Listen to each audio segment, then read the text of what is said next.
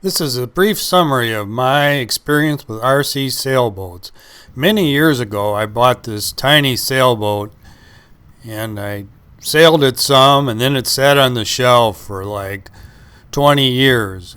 Just recently, I found a modern receiver, and so I tried it again, and it was going pretty well. And then all of a sudden, a gust came up and it tipped over, and I guess it wasn't sealed up real well and it sank. Well, I had my kayak and fishbowl and managed to retrieve it, and the radio worked after that, so that was good. But I purchased a bigger sailboat, the Eclipse. It's a 1 meter sailboat that comes almost ready to use, but there's some setup too, and the instructions weren't the best. I spent a whole lot of time retrieving it alongside the shore downwind because I couldn't seem to get back upwind.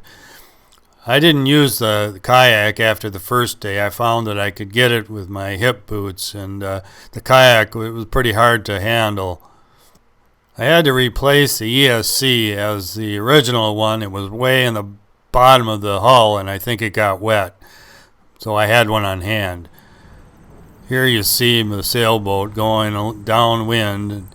I was out pretty far at times, but I always seemed to be able to get back to shore.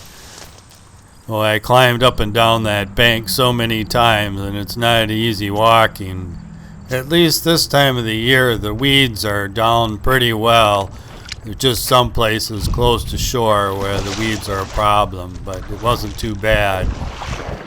The first day, I think I got in 10,000 steps going to retrieve it and coming back.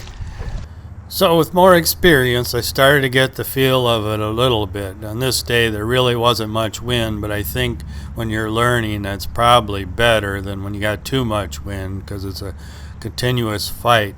I got more of a feel for how to open up the sails and how to turn it very little.